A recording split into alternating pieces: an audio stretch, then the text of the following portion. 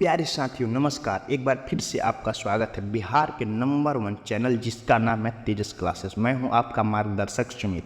सभी साथियों को नमस्कार करता हूं, प्रणाम करता हूं, स्वागत करता हूं इस इमेजिंग क्लास में। गुड मॉर्निंग, शुभ संध्या सभी साथियों, क्या हालचाल है मेरे छोटे भाई और बहनों, कैसे हैं आप सभी लोग। तो स्वागत करता हूँ बेटा एक और धमाकेदार क्लास जिसमें हम पढ़ने वाले हैं बिहार बोर्ड कक्षा 12वीं की जीव विज्ञान अध्याय 2 जिसका नाम है पुष्पीय पादपों में लैंगिक जनन अर्थात सेक्सुअल रिप्रोडक्शन इन ऑर्गेनिज्म के 28 बहुत ही महत्वपूर्ण ऑब्जेक्टिव क्वेश्चन। ये ऑब्जेक्टिव क्वेश्चन वह है जो प्रायः यानी पिछले साल आए हुए हैं, यानी PYQ ऑब्जेक्टिव में। सभी साथियों को फिर से एक बार बहुत ही जोरदार तरीके से इस क्लास में स्वागत करता हूँ। एक विनती करता हूँ आपसे कि अगर आप पहली बार इस चैनल पे विजिट कर रहे हैं या आप लोगों की पहली दफ़ा है तो कृपया करके मेरे इस चैनल को सब्सक्राइब करें और बेल आइकन प्रेस कर दें ताकि आपको हर पल का नोटिफिकेशन आसानी से मिलता रहे। तो चलिए साथियों, हम आगे बढ़ते हैं अपने प्रश्न की।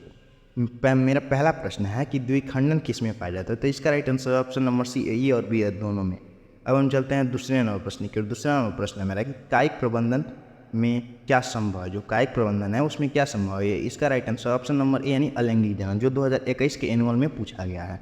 अब हम चलते हैं तीसरे प्रश्न की। और तीसरा प्रश्न है मेरा कि जब संतति जनक एकल दोहरा होती है तब उसे क्या कहा जाता है। इसका राइट आंसर हो जाएगा ऑप्शन नंबर बी यानी अलैंगिक, जो 2015 और 2021 के एनुअल में पूछा गया है।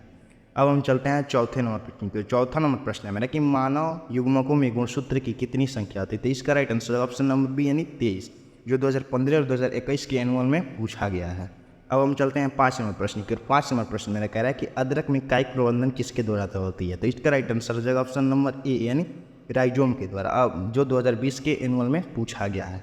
अब हम चलते हैं 6 नंबर प्रश्न की। 6 नंबर प्रश्न मेरा कह रहा है साथियों कि निम्नलिखित यानी निम्नांकित में किसमें पादप काय अगुणित होता है। तो इसका राइट आंसर हो जाएगा ऑप्शन नंबर डी यानी इनमें से सभी में। अब हम चलते हैं 7 नंबर प्रश्न की। और 7 नंबर प्रश्न मेरा कह रहा है कि पादपों में एम्फीबियन उभय स्थानीय किससे संबंधित है। तो इसका राइट आंसर हो जाएगा ऑप्शन नंबर बी यानी ब्रायोफाइटा से। ऑप्शन नंबर बी यानी ब्रायोफाइटा से, जो 2019 के एनुअल में पूछा गया है। अब हम चलते हैं 8 नंबर प्रश्न की। और 8 नंबर प्रश्न मेरा कह रहा है कि निम्नलिखित में से कौन से जंतु उभयलिंगी नहीं है। तो इसका राइट आंसर हो जाएगा ऑप्शन नंबर सी यानी घरेलू मक्खी, जो 2017 के एनुअल में पूछा गया आपसे। ठीक है, अब हम चलते हैं 9 नंबर प्रश्न की। और 9 नंबर प्रश्न मेरा कह रहा है कि मुकुलन द्वारा जन्म किस में होता है। तो इसका राइट आंसर हो जाएगा ऑप्शन नंबर ए यानी ईस्ट में, जो 2015 के एनुअल में आपसे पूछा गया है साथियों। अब हम चलते हैं 10 नंबर प्रश्न की। 10 नंबर प्रश्न मेरा कह रहा है कि अंड प्रजनक क्या है। तो इसका राइट आंसर हो जाएगा ऑप्शन नंबर डी यानी सभी। ठीक है, जो 2015 के एनुअल में आपसे पूछा गया है साथियों। अब हम चलते हैं 11 नंबर प्रश्न की। और 11 नंबर प्रश्न मेरा कि निम्नलिखित में से कौन कौन एक लिंगी है। तो इसका राइट आंसर हो जाएगा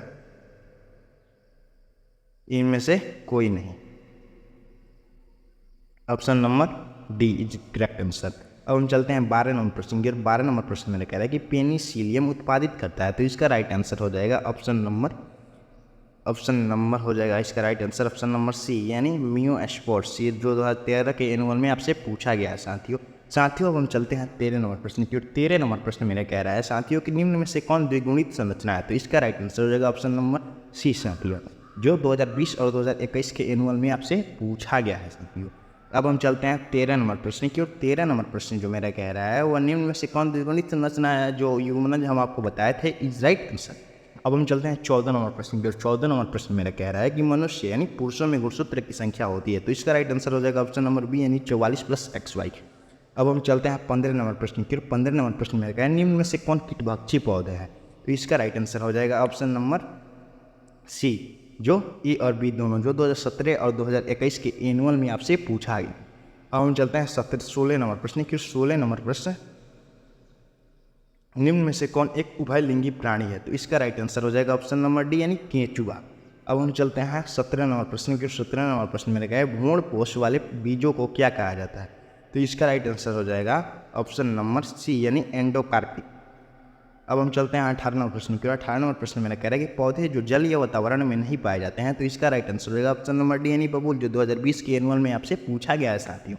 तो साथियों अब हम फिर से चलते हैं 19 नंबर प्रश्न की। और 19 नंबर प्रश्न में है कि युग्मनक समानता किस प्रकार के होते हैं।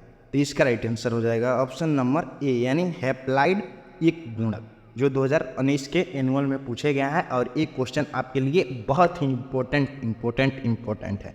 चलिए अब हम चलते हैं 20 नंबर प्रश्न की ओर। 20 नंबर प्रश्न में निम्नलिखित में से किस पौधे के प्रजातियों में बीज का उत्पादन असंगजनन द्वारा होता है? तो इसका राइट आंसर हो जाएगा ऑप्शन नंबर ए यानी ऑस्ट्रेसिया एवं घास। ये 2018 के एनुअल में पूछा गया है। साथियों 2018 के एनुअल में जो पूछे गए ऑब्जेक्टिव है उनको आप ध्यान से देखिएगा, क्योंकि उस समय ऑब्जेक्टिव अच्छे खासे आए थे और वही ऑब्जेक्टिव आपको इस बार देखने को जरूर मिलेगा। अब हम चलते हैं 21 नंबर प्रश्न की ओर। 21 नंबर प्रश्न में लग रहा है कि निम्न में से कौन द्विगुणित संरचना है? तो इसका राइट आंसर होगा ऑप्शन नंबर सी यानी युग्मनज। अब हम चलते हैं 22 नंबर प्रश्न की ओर। 22 नंबर प्रश्न में कह रहा है कि निम्न में से किस में जल परागण होता है? तो इसका राइट आंसर होगा ऑप्शन नंबर सी यानी हाइड्रीला में। अब हम चलते हैं 23 नंबर प्रश्न की ओर। 23 नंबर प्रश्न में कह रहा है द्विगुणित है, तो इसका राइट आंसर हो जाएगा ऑप्शन नंबर डी यानी युग्मनज।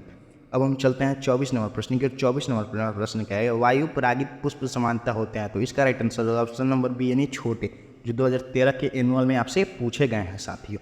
अब हम 25 नंबर प्रश्न की ओर चलते हैं। 25 नंबर प्रश्न निषेचन क्या है? जो हमें डाउट है इस प्रश्न को हम आपको नहीं बताने वाले हैं, आप खोज के कमेंट बॉक्स में ज़रूर कमेंट कर दीजिए। अब हम चलते हैं 26 नंबर प्रश्न की ओर। 26 नंबर प्रश्न मेरा है कि एनीमोफिली नामक परागण किसके द्वारा होता है? तो इसका राइट आंसर हो जाएगा ऑप्शन नंबर डी यानी हवा के द्वारा, जो 2011 के एनुअल में पूछा गया है और इस बार भी आने की संभावना जताई जा रही है। ठीक है, अब हम चलते हैं 27 नंबर प्रश्न की ओर। 27 नंबर प्रश्न मेरा कह रहा है कि मादा जंतु किसमें मध चक्र होता है? तो इसका राइट आंसर होगा ऑप्शन नंबर सी यानी ए और बी दोनों में।